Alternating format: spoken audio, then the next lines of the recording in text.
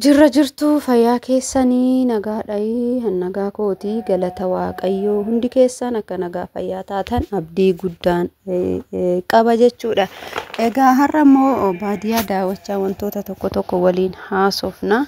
Egaa wanti nuti wajjin haasofnu maalidha jechuun keessan hin oolu. Dhugaa dubbachuu fi ijoollee obboleewwan koo jechuudha. Hundi keessan obboleewwan koo warreen mana namaa hojjetan biyya namaa warreen jirtan of eeggannoo guddaa godhadhaa isiniin jechuun jaaladha. Yeroo hojiidhaaf jedhanii amma yeroo baay'ee jechuudha hojiidhaaf jedhanii yeroo keessan namoonni hedduun isinirraa gubuu barbaadan jiru jechuudha. Maallaqa keessanillee isinirraa gubuu barbaadan jiru jechuudha. Maal seetanii obboleettii kiyya tokkotu waa hedduu naan mari'atti keessanii ishiin ana akka obboleettiiti jechuudha marii guddaa waliin qabna. Egaa dhiyoo kana galtee deebitee haadha manaati, haadha ijoollee lamaati, hangafa kooti jechuudha dhugaa dubbachuu fi haadhi ijoollee lamaa kuni dhiyoo kana immoo galtee deebitee biyya namaa ammas hojjettee waan ishii hanqate galmaan gaachuudhaaf deebite jechuudha. Erga deebitee booda immoo maal jedhuuni namoonni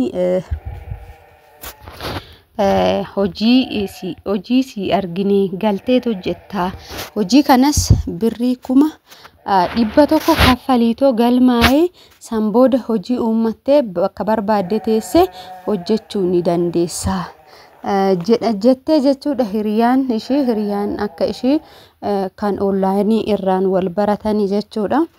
Haala saniin yeroo ishiin maallaqa ergisiisuu hedduu jechuudha. Akkasumas immoo dhaabbatichi eessatti argama jennaan dhaabbatichi Suudaan Kaartumitti argama. Achittis hojjechuu ni dandeessa, bakka barbaaddetti hojjechuu ni dandeessa naan jettee jirti. Mee akkamiin godhaa? Atillee hin galmoofta waan gaarii yoo ta'e hin hojjenna wajjin jijjiiramna naan jette jechuudha. Ani jalqabumattuu jechuudha dhaabbaticha waa'ee dhaabbaticha kana seeran illee gadi buheellee beekuu baadhu galmaa'ee tanaan duratti jechuudha maallaqa kiyya itti dhabeen jira jechuudha. Egaa dhaabbatichi maallaqa kee itti dhabde kun dhaabbata maaliiti jechuun keessan inuu dhaabbata Tiyaanshii jechuudha. Maallaqa keessan hin baasina. Dhaabbatuma kamiyyuu haa ta'u maallaqa keessan baastanii hin galmaa'ina. Gaafa maallaqa keessan baastanii galmooftanii akka har'a isin shawwadaa isin barsiisna jedhanii wantoota garagaraa sagalee garagaraa guruup irratti isiniif gadhiisanii namoota hedduutu akkasitti shawwadamaa jira waan ta'eefini viidiyoo kana hojjedha jechuudha. Akkasitti gaafa isin haasoftu gaafa isin barumsa ergassan garee irratti gammachuun guddaan isinitti dhagahame sagalicha san dhaggeeffattanii irratti hirmaachuu deebii kennuu ni dandeessu jechuudha. Garuuti immoo gaafa maallaqni keessanii isaan harka ga'e garagaranii isin ilaalanii maaliyyoodhaan galmooftee jirti, goldi paakeejiidhaan galmooftee jirta, silver paakeejiidhaan galmooftee jirta, waaw biraaboo jabaadhu gara fuulduraatti wajjin hojjennaa isiniin jedhu jechuudha. Egaa gaheen isin dhaabbata kana keessatti qabdanii tokkoffaa irratti prodaktii gurguruudha.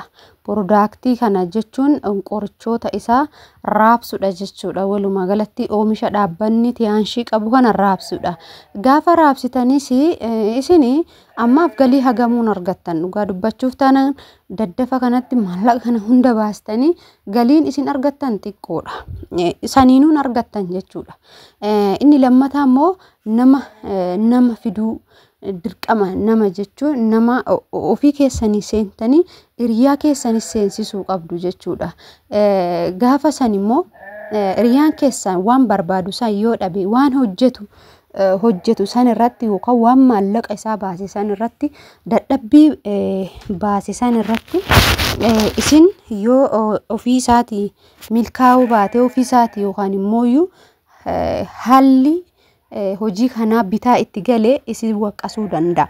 Maallaqa kiyyaan akkasitti na baasistee isiniin jechuu danda'a.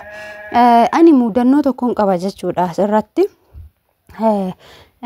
Akkuma galmaa'een anis hiriyaa tiyyaa fuudhee nan galmeesse jechuudha. Hiriyaan tiyya yeroo sanitti mana xalabaat hojjetti jechuudha. Isheen haarawalleedha. Haarawa biyya Arabaa dhufte. Ani maallaqa 1,400 nyaachaa ture. Isheen immoo 800 hojjechaa turte jechuudha. Dhugaa dubbachuuf taanan maallaqa kana 700 liqeeffatte 800 kan ishii 700 walitti dabalaa jechuudha. Maallaqicha kana maallaqa ji'a tokko liqeeffatte kan ishiitti dabaltee seente.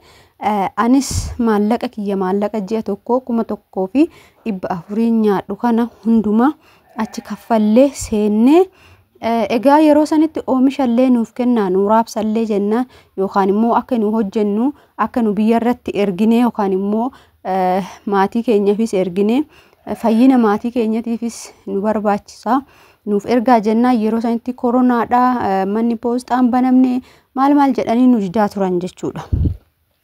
Sababa sanirraa kan ka'e jechuudha dhugaa dubbachuuf maallaqni ishii yeroo san baastee galmoofte hanga har'aatti garaana nyaata.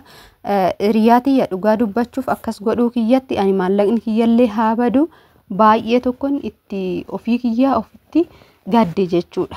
Kanaafuu waan boruuf isin gaddisiisu tokko hin raawwatina jechuudha.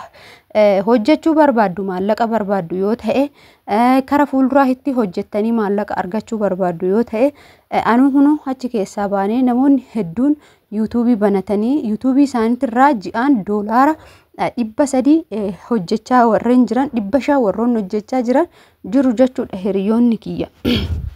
Kanaafuu isin ji'atti maallaqan argadhaa hojjedheen argadhaa. Kanaafuu mana madaamiin jira hanga mana madaamii jiru kan Wi-Fi madaamiitiin YouTube banadhee waan boruu kiyyaa hojjechuun qaba jettanii wantoota onlaayinii maallaqa isin kaffalchiisu osoo hin ta'in kan maallaqa isin hin kaffalchiisin. Isin maallaqa barbaaduu biyyaa baatan waan ta'eef maallaqa baasuun isin hin barbaachisu jechuudha. Maallaqa keessan qabachuutu isin barbaachisa malee dhugaa dubbachuuf taanan. Kana fakkaata kanarraa of eeggadhaa isiniin jecha horaa bulaa.